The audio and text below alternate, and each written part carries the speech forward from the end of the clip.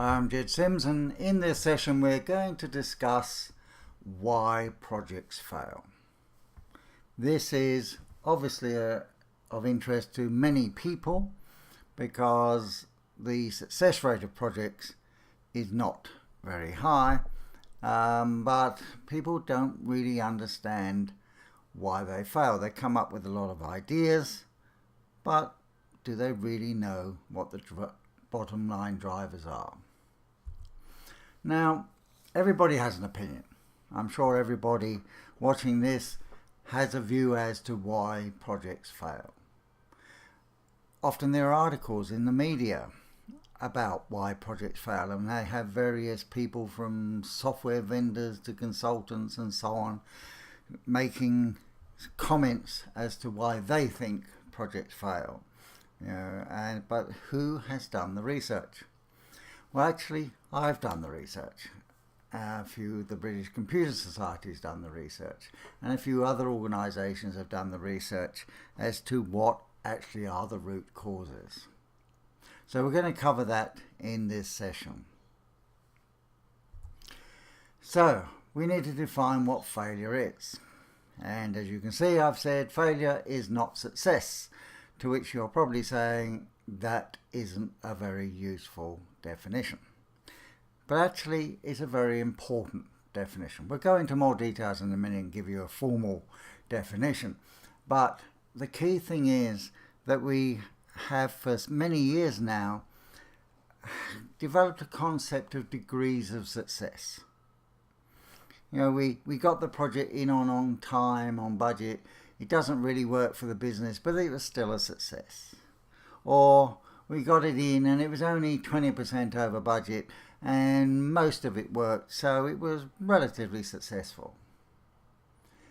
The key thing is when you think in terms of degrees of success, and in fact critical success factors has now morphed into a view of what are the most critical things we have to do to be successful, and we can discard the rest. Again, a degree of success in that sort of language. But what we need to think of, if we're going to actually succeed with projects, we need to define what success is, and everything that's not success is failure. There are degrees of failure. You could have got most of what you set out to achieve, but you didn't get all of it. So let me explain with a personal analogy.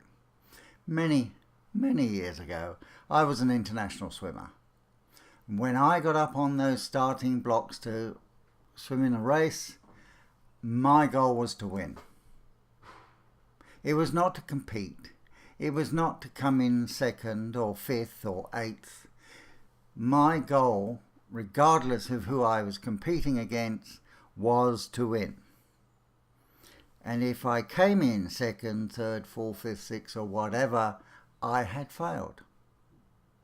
It was very nice to get a silver medal, but the point is I did all that training, all that hard work to win. So when you're doing a project, you're doing all of that hard work to deliver a successful project. And if you don't deliver a successful project, you have failed to some degree or another. And the important point about this thinking is to really make you put those extra hard yards in to make sure it's a success rather than a degree of success. Think in terms of degree of failure if it's not a success. So okay, let's define what success is. Success has to be defined in business terms because it's the business that's investing in the project. Even if it's a behind-the-scenes server upgrade project within IT, the business is A, paying for it, and secondly, it would expect to get some results from that. So the only reason we do projects is to improve the business. So success is not defined in project terms, but in business terms. And here's the definition of success. Success is the full delivery of the desired business outcomes, benefits and value in the business after the end of the project when everything is working just right. So let's just dissect this a bit. Success is the full delivery, not delivery of some or part or near enough is good enough, but the full delivery of the desired business outcomes, benefits and value. Now, here is key, and you'll see this shortly. Outcomes, benefits and value are three different things. Many methodologies combine outcomes and benefits and value, and often all three into one. That is fatal for measuring success. Desired business outcomes is missing in most methodologies, which is one of the problems we have in terms of why projects fail, because they haven't actually defined their measures of success. And if you don't know where you're going, any road will take you there, as the Cheshire Cat said to Alice in Wonderland. We'll come back to outcomes, benefits and value in a minute. In the business, after the end of the project. So the measure of success is not whether the project was on time, on budget. Yes, that's still important. But did the business get the outcomes, benefits and value it was expecting?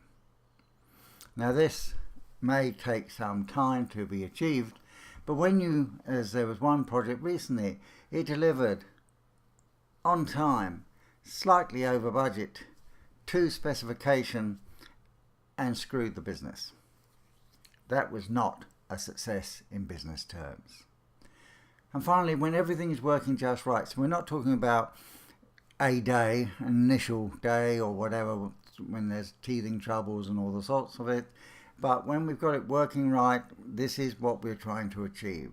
When we've got people trained, everybody's working, the workflows are working and so on. So success is the full delivery of the desired business outcomes, benefits and value in the business after the end of the project when everything is working just right. So you can see that success is actually defined not for the project here, but for the impact of the project on the business. Now, any compromise, gap or deficiency in delivering this measure of success equals failure of some degree or another. So if you want to avoid failure, you really need to start thinking in terms of success. Many of the methodologies, like Prince 2, were developed to avoid failure. Projects in a controlled environment. We're going to try and control and stop this thing failing.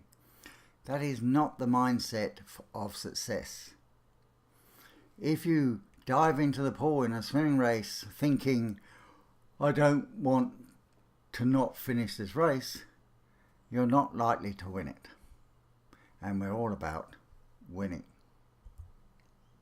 So why do projects fail? Here are 5 reasons why they fail. Firstly, the true measures of success are not defined and therefore not targeted or delivered. If you don't define your measure of success, you obviously won't make it. The likelihood of you making it by accident is negligible. And yet, there are a huge number of business executives out there who believe that if you build the project, the success will come without any additional thinking or work. No, it doesn't. No, it doesn't. So to help you understand how to define the true measures of success, this is what we call the top value equation. It's really quite simple. The activities in red, they're both project activities and any other required business activities cumulatively deliver the desired business outcomes. These are the end states we're trying to achieve in the business that will then deliver the benefits, some of which have a financial value. Others may have other values. The value that those financial benefits deliver is dependent on 2 things. How well the project has delivered the outcomes and benefits, because any compromises there will diminish the value, and the up-to-date value of the value drivers, the D's, on this diagram. And that is important because too often it's not measured. We were working on one project some years ago when an external event almost halved the value of the financial benefits. They went down from 42 million to 24 million in a week. Not due to anything the project had done or not done, due to external events over which we had no control. But the important thing was we could say to management, this project is now only worth 24 million, not 42. Do you still want to go ahead? Is it still viable? Is it still worthwhile? They said yes, because it only cost 13 million, but in that case, but it gives you that control to say, hey folks, if you were expecting 42 million, you're not going to get it anymore because some of these D's have changed. So that's an important part of the true measures of success, knowing what they are at the time of realization. But the key thing, as I was saying a few moments ago, is the outcomes. Now the word outcomes is used a lot in different methodologies and approaches. But when you read the small print, in most cases, it refers to benefits, the beneficial results of X, Y, Z. In some methodologies, we have a capability, which fits somewhere between the A and the O. But what you really need to do if you're going to be successful and avoid failure is be clear as to exactly what the desired business outcomes for any project or program are. This isn't hard to do, but the sort of things we're talking about here is we accurately invoice all service calls within 24 hours. That can be measured by a true false question. Do we or don't we? If we accurately invoice within 48 hours, then we know that some of the benefits will be impacted by that extension in time. So we can manage that. We can see the value impacts. But most importantly, we can measure these desired outcomes. They're not objectives or targets or these sort of things. They are very clearly specific end states we're trying to achieve. And these are your primary measures of success. The first thing you want is outcomes. They will then deliver benefits, and you link the benefits to the outcomes that will deliver them, and the benefits will deliver the value. So this is why you do a project, to achieve the outcomes and reap the benefits and value.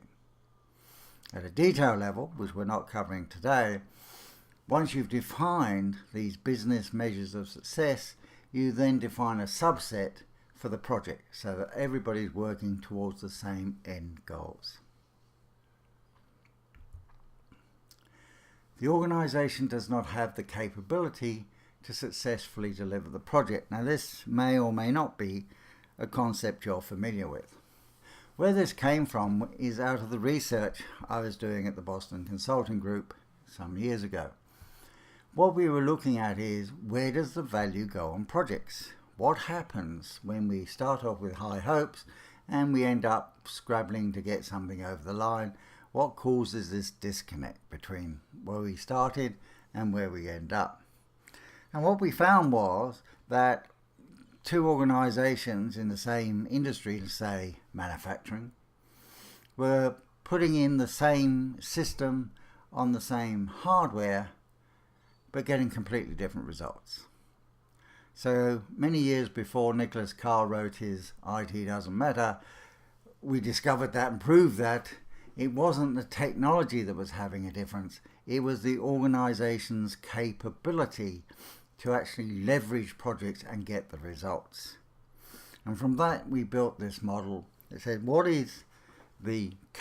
how does capability determine what you can do? So at the lowest level, you can reduce operational costs. And we've seen lots of that over the last 20 or so years. Then you can effectively improve processes and productivity. And while a lot of work has been done in that area over the last 20 years, there's not been a great deal of success. And most organizations, I should point out, are still at levels 1 or 2. Most still in level 1. Because they've never focused on how do we as an organization get the value and results out of our projects. What they've done is delegated it to the project management team or IT and said, you fix it and tell us when you got it working. Of course, unfortunately for them, the whole delivery process involves the whole of the business, so you can't abdicate it to project management. At level 3, you can develop the corporate capabilities, improve how you operate and the sort of things you do and are excellent at, and improve products and services for the market. And then at levels 4 and 5, you can change the industry structure and create new business opportunities. Now, we've all heard a lot about innovation over the last few years. Innovation are those green boxes. Now, if you bear in mind that most organizations are at level 1, and to deliver innovation you need to be at level 4 or 5, you can see why so many innovations fail. And you can also see why so many mergers fail, because they're changing the industry structure. And if you're a level 1 or 2 organization and you're trying to achieve a level 4 result, it doesn't work. You fail to some degree or another. Now, what's important here, which actually isn't illustrated here very clearly on this slide, is that there is a massive break point between levels 3 and 4. This is not a maturity model. You can't get to level 4 by getting better and better at level 3. Levels 1, 2 and 3 are based around projects or maybe Six Sigma or those sort of mindsets. 4 and 5 are focused on business strategy and business results. There's a different mindset, which is why you get dramatically different results. At level 1, you often getting negative results. Level 2, break even. Level 3, marginal improvements. 4 and 5, significant returns on investment. So this is important, but an area that most organizations have never actually considered.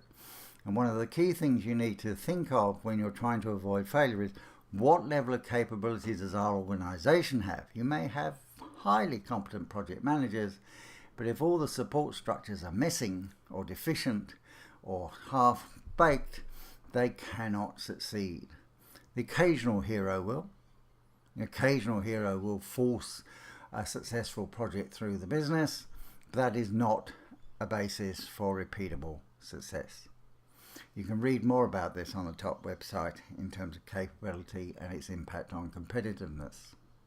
Because obviously the less capability you have, the harder you find it to actually deliver successful projects, the less responsive you are when the market changes, the customer demands change, you are not very good at responding to that. Whereas if you're levels 4 and 5, then you can respond and lead the pack. Ineffective business leadership, especially ineffective project governance.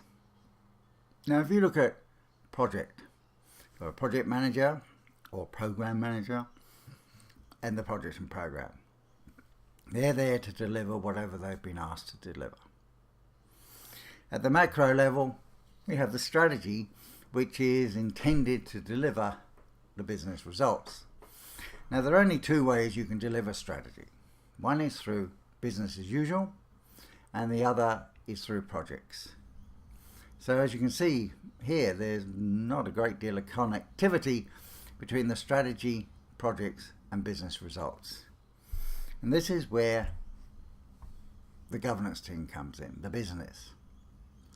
Because what they need to be doing is bridging this gap. They should be thinking strategy, delivering outcomes, benefits and value that in turn deliver the business results.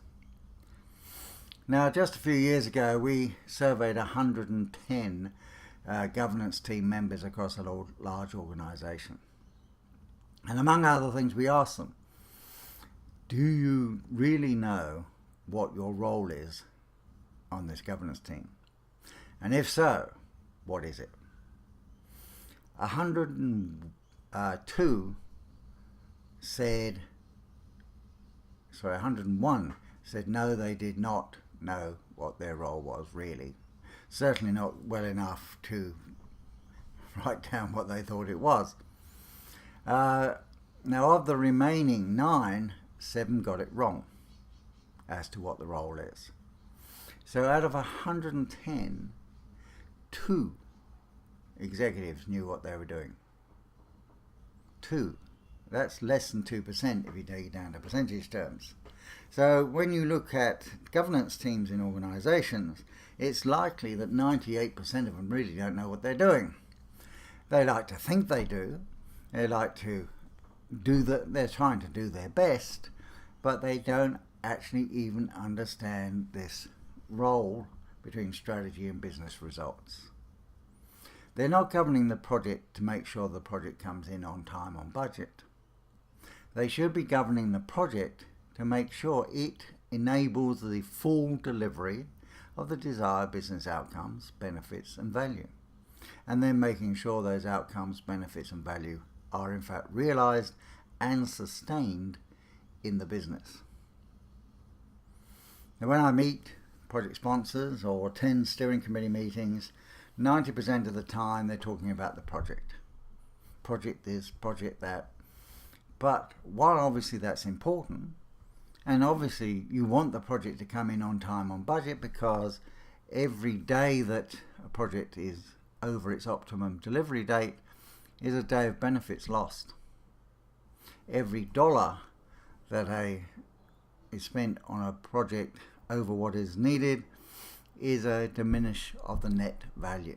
So yes, time and value, time and cost are still important, but not because of just as measures of success for the project, but because they impact the measures of success for the business in terms of the benefits and value that you actually reap.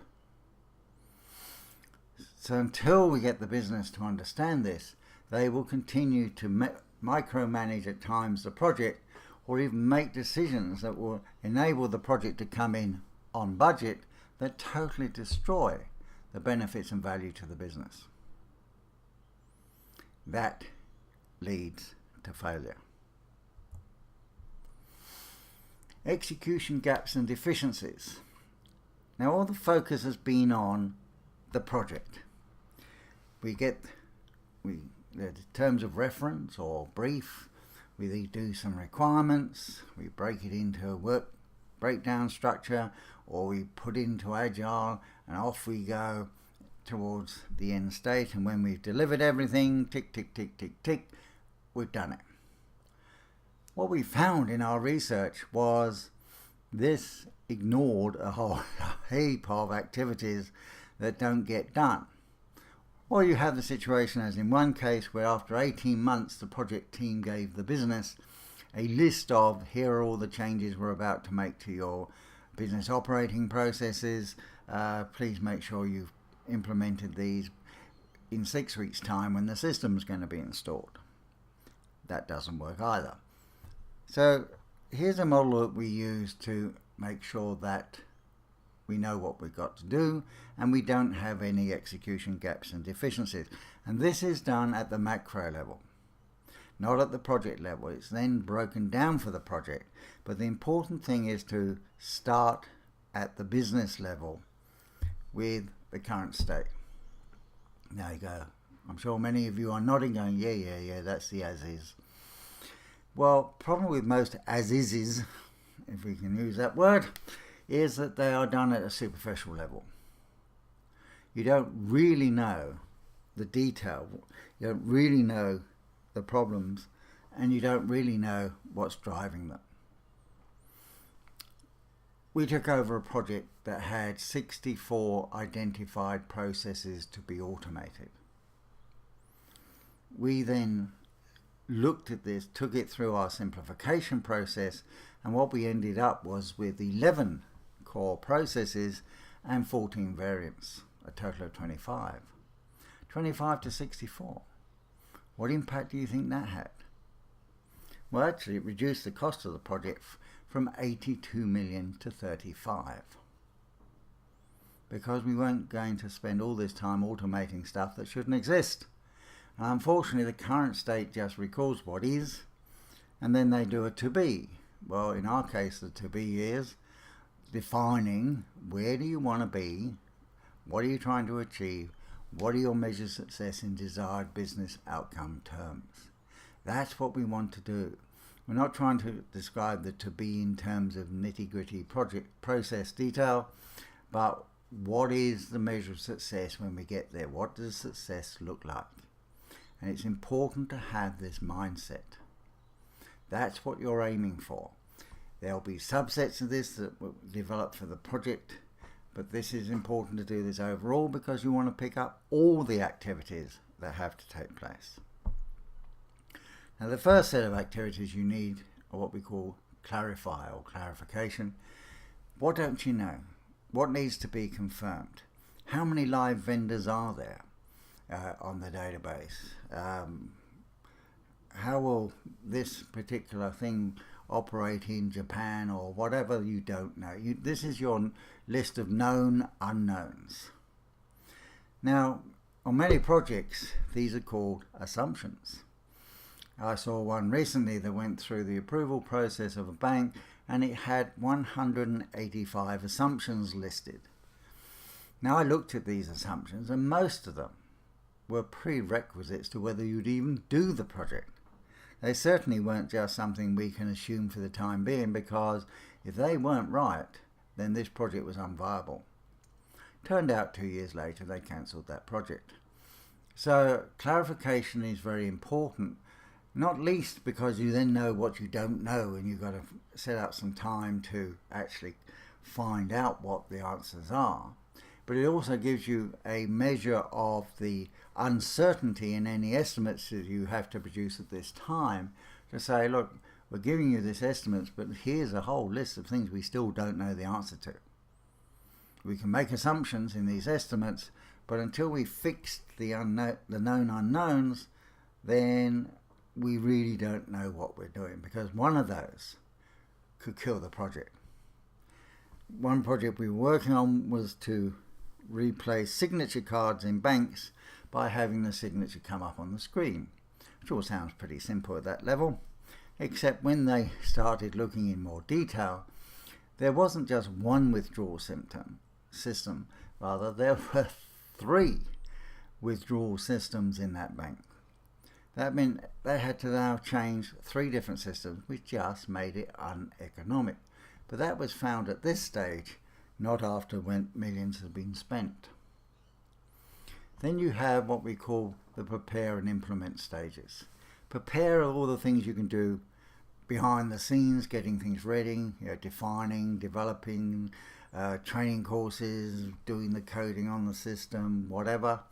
And then implement is when you bring it into the real world, when you start training actual staff or moving the system into production so as to realize the outcomes. So it is a very useful way of splitting activities to make sure that you know which ones are actually can be done by the project team or a business area in isolation, and which are actually where the rubber hits the road and making change in the organization. And finally, sustain activities. What do you need to put in place to make sure that what you have developed, what you have worked on and implemented, stays? Too often, after the initial implementation, things start working back to the old ways of working. Or they start morphing into different types of activity which do not add the value. So putting in sustain activities which monitor how well have our changes achieved the measures of success, and what do we need to do to make sure we sustain that. For example, when you're putting in a new system, replacing an old one, then from a training point of view, you can assume that the people coming into the training course to learn about the new system have a knowledge of the old system, and therefore you can gear your training around that. Subsequently, you'll be recruiting people from the outside world. They will not have any knowledge of the previous system. So the training you developed for the implementation may not fit or help or be useful to those who are coming in from the outside world and who need to pick up how to use this new system. So that training may need to be adapted to be useful on an ongoing basis. That is a sustained activities. Now, some people get apoplectic. Oh, that's extra cost. How will we be able to justify that? With the value equation that I showed you earlier, one of the side effects, if I can call it that, is you will normally end up with more benefits than you know what to do with. Moving benefits from 0 to 6 million, from 6 million to 22 million, 40 million from 0 is not uncommon using the value equation. So the fact that you're actually now going to put some activities in place that actually cement in place the benefits you sought is probably not going to be money badly spent. Insufficient focus on benefits and value. One tends to have project delivery chevrons, and the last one is benefits delivery.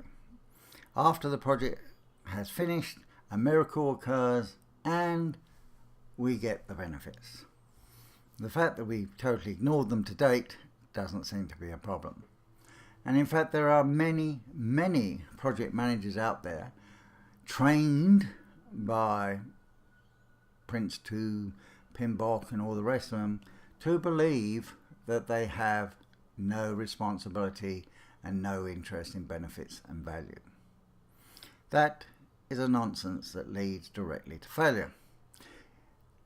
I recently heard of a training on an MBA course where the person training in project management said, your job is to deliver to specification, nothing more, nothing less. That's it. That is your accountability. For which he ought to be shot. The whole point of projects is to deliver the outcomes, benefits and value. Therefore, what we need to ensure is the end-to-end process is focused on outcomes, benefits and value, and that the project is part of the enablement of those delivery. And this again is a different mindset. Too often we get hung up on the intricacies of project management or technical delivery, and we don't focus on the value. The only reason why me as a businessman will commission a project is I want the outcomes, benefits and value.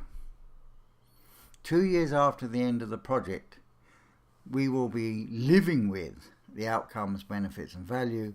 We will have forgotten the on time, on benefit, time, on budget delivery of the project. Again, as we said earlier, that's not unimportant, obviously, but they now become parameters of value delivery, not of project efficiency. Now, so long as we have people out there, and this includes the governance teams in many cases, because they don't want to be accountable for the benefits and values, so they're quite happy to put their head in the sand and say, we delivered the project, it was on time, on budget to specification, congratulations to us, let's go. Whereas you saw earlier, their accountability is making sure that the benefits and value are delivered, fully delivered. So, but they can't do it on their own, because if the project does not enable the delivery of the benefits and value, then they cannot succeed. So they have to make sure the project does. We recently did a value equation for a project that had already been delivered, which was a bit late in the day, as you can imagine. But we worked out that had the project actually delivered what it was supposed to do in the beginning, 5 years earlier, the value of the benefits was about 50 million. But because no one had actually done that work at the beginning, the project had delivered a project, and the current value of the benefits available were about 10 million, from 50 to 10 million, because no one was focusing on the benefits and value. That's the sort of impact it can have. So bottom line, where do we go from here? What have we got to do? Well, the major focus over the last 20, 30 years has been on project and program delivery and technical delivery. We've got our methodologies, whether they're PMBOK or OGC. We've got ITIL, we've got business analysts, technical architectures. We've got a range of things that have happened in this area. And most of them, on the surface, are okay. The key thing is to actually bring this together into an organizational whole, because to succeed you need to equip the business to perform its roles. The project is only a component, it is not an end in itself. Therefore, if the business is going to get the results it wants, both holistically and from projects and programs, then it needs to play its role. And what we identified in our research way back at the beginning is that the business doesn't know what its roles are. Now, unfortunately, I come from an age back in the 70s where the business did actually run projects, because there was not a project profession, there wasn't an IT profession. So in those days, if you wanted something done, someone from the business had to pick up the ball and make it happen. But then, in the 80s and 90s, these professions came into being, the project profession and the IT profession, and they took over. And the business seemed quite happy to abdicate to these people to say, yeah, okay, if you want to take over, please do. Tell us when you've succeeded. But it doesn't work like that. The real process starts and ends in the business.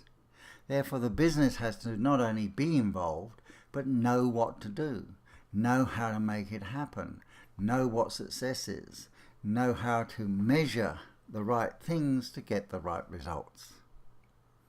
And that's where we very much focus, because you need to equip the business to perform its roles. So it's the blue and green areas on this diagram that need business involvement. Portfolio management, for example, it's not about managing projects. It's about executing the strategy. Through projects, yes. But the key measure of success of a portfolio management office is, do you know at any one time how the strategy that's been agreed by the executive and board is being delivered through the portfolio of projects? What projects are delivering which strategies?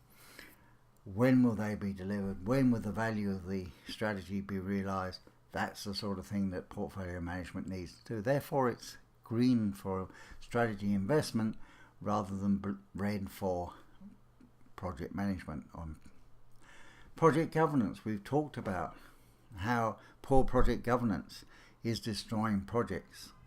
And if you look at the British Computer Society's list of failure, the top 3 reasons why projects fail: lack of senior management commitment, lack of links to strategy, and I can't remember the third one, but they're all project governance issues. They're all things the project governance team should be dealing with, but they don't know what to do, when, why, or how. You can see that benefits delivery is end to end. And within that we have idea initiation. How do you evaluate ideas to make sure that the good ones go through and the bad ones are culled early without moving the business case too early in the process, such that the business case is a complete nonsense. Business simplification. This is where you actually simplify the business before you automate it. I gave an example earlier of where we went from 64 down to 24 processes. In another case, there were 185, which went down to 20. 20 is much easier to deal with. 20 is far more likely to succeed.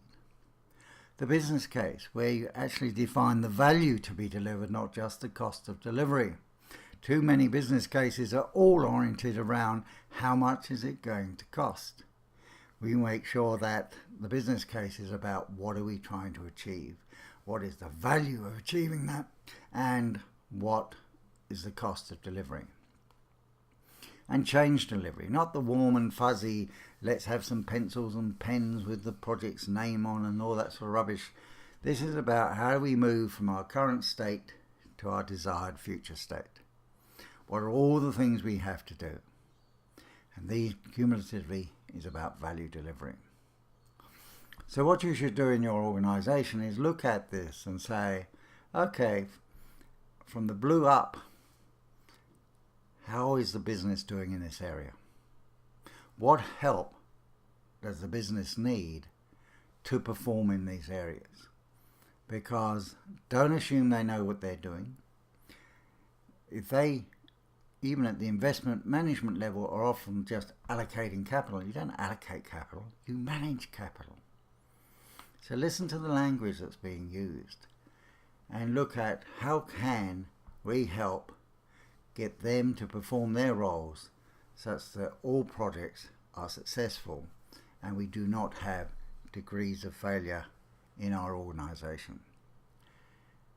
This is what TOP does, is equip the business to perform. It then enables you to succeed and avoid failure. It really is that simple. Thank you for your time.